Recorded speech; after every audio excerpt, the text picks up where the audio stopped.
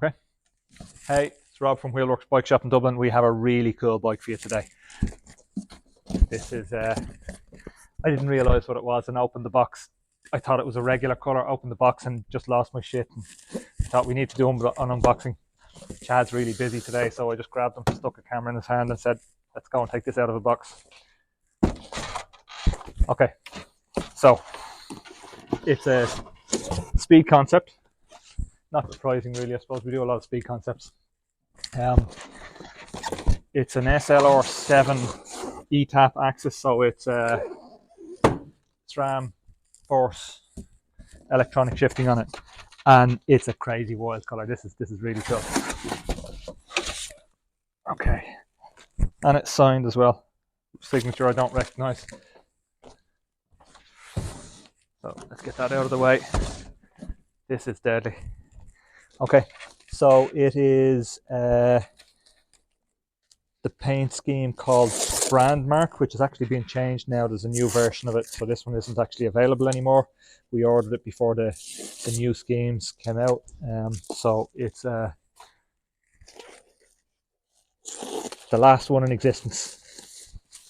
Sorry, there'll be versions of it. We'll keep going with the colour. I'll come back to the parts. That's just the cradle for the cockpit, the armrests. So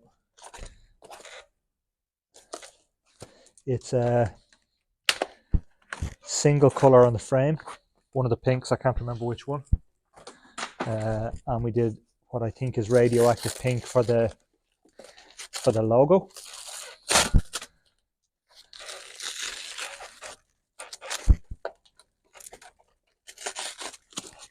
When you do a Speed Concept in the Project 1 system, they paint the base bar to match and the seat posts, so you end up with a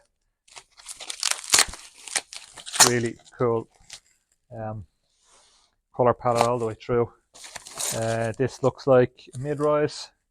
So the base bars come in 4 different versions actually, but in Project 1 they come in 3. They come in a flat base bar, which would be the more aggressive, lower, more aero setup. Then there's a mid-rise and there's a high-rise.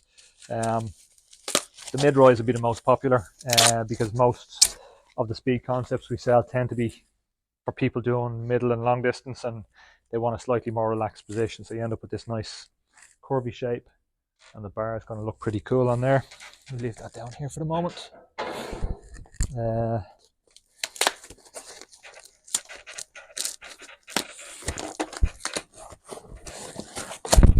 So the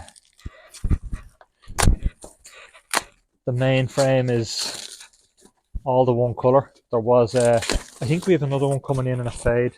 I think we have a couple of pink ones coming through. So this one is pink with radioactive logo. If you order a bike with either a radioactive paint scheme from Trek or a radioactive logo, it's worth noting that the radioactive paints will fade in direct sunlight. So don't leave it sitting in your in beside your window, because it'll the pink will fade and you'll end up with one side more faded than the other. We discovered that when we put a bike in the window downstairs and ended up with an off color paint job.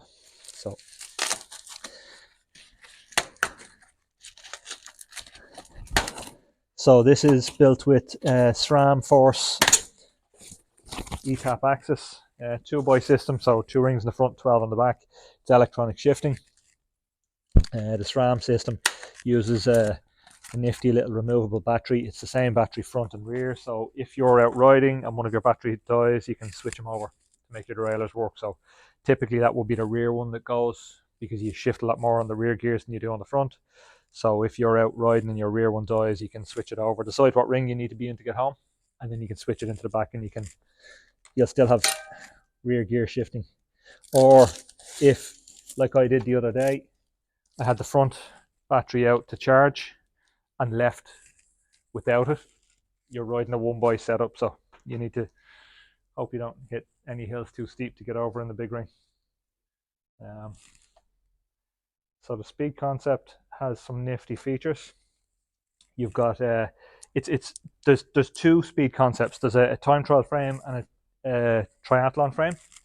The triathlon specific one, which would be, I'd imagine it's 90% plus of the sales worldwide. The TT market is much smaller, so the TT market, or the TT frame, actually comes in less size options, and it's a little bit more expensive. And I'd imagine that's down to the fact that they probably don't sell as many, so the molds aren't exactly the same for the TT and the Tri one. So the differences in the TT and the Tri frame are: the Tri frame has internal storage up here for food or gels or whatever you want to put in there. It's got an ISO speed decoupler, so that is the shock absorber effectively built into the frame.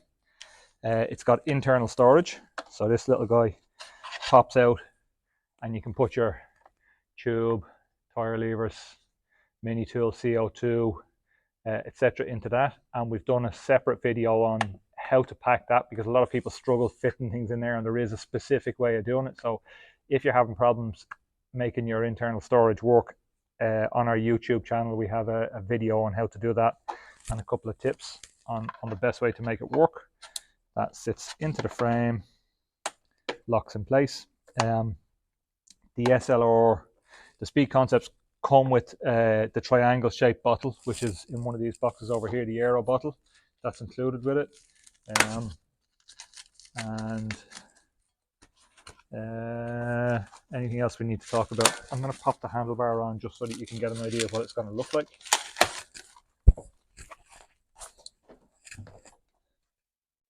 So if you have questions about Speed Concepts or any of the bikes that we do unboxings with, you can pop it into the comment section.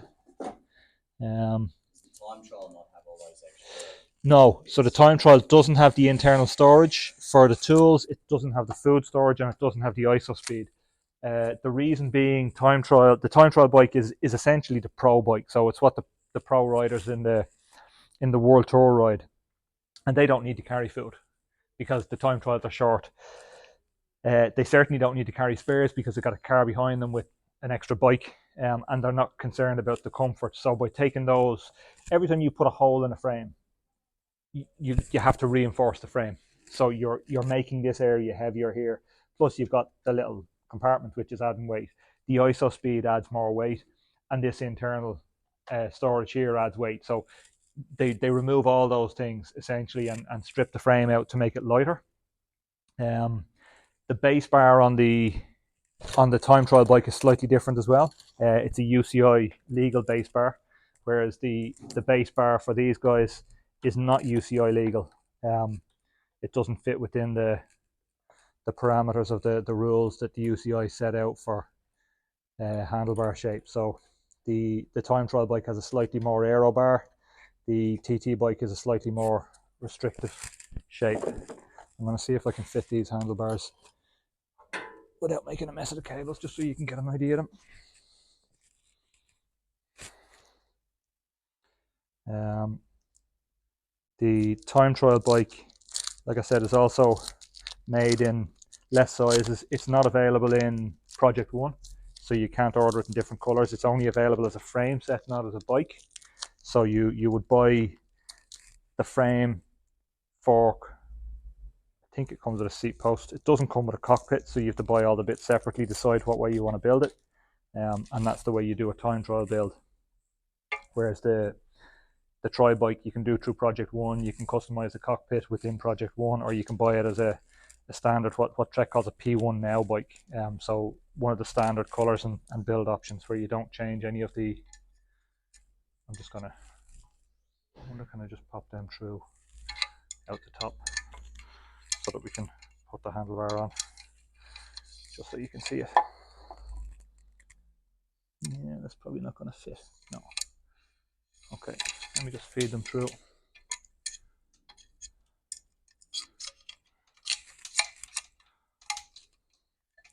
So, here we go. One of the things that we do when we're speccing a build like this is checking what side the customer wants their brakes. And it's funny, triathletes tend not to have a preference.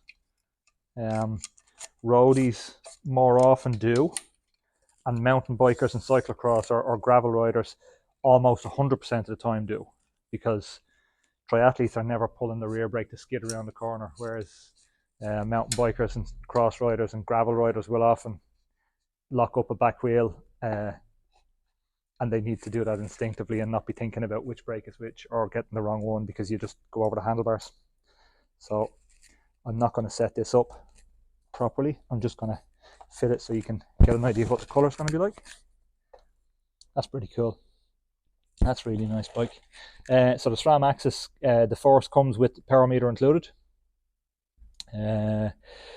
They've a wide ratio cassette in the back, so low gears for climbing, runs from 10 to 34, I think we spec this one with, and we went 46, I think, on this. Yeah, 46, 33. So you have really low gears for climbing, you have a big gear for the flat. It's got Bontrager Pro 51s and sort of a stock R3 tyre on it. So generally the first thing I would do building a bike will be, for a customer, the first thing I'd recommend is go with race tyres, set it up tubeless, and that immediately adds a considerable amount of speed. Tyres make a huge difference, way more than we ever would have thought over the last number of years. But the more I've tested them and the more I've read about it, the more I realise tyres make a massive difference. And we're also riding much bigger tyres than we used to. Trek recommended 25 or 26 in the front and a 28 on the back. That's for aero, but I think a lot of people are actually riding a 28 front and back. They're sort of sacrificing a tiny bit of aero for the faster rolling resistance with the wider tyre and the better comfort and grip. That's probably most of the things that I can think of off the top of my head for that one. We'll get it. Signed? It is signed, actually, yeah. So the Project One bikes can be signed by the artist that paints them. They're all individually painted in the Project One facility in that's the signature there, in Madison in Wisconsin, in Trek's headquarters. And you can get the artist to sign most but not all paints. So the chrome ones can't be signed. So the likes of that Madone and that image there, or the chrome one down the end, they don't sign those. They just have a limited edition stamp on them. And the standard paint jobs, you can't get them signed because they're pre-painted and then built.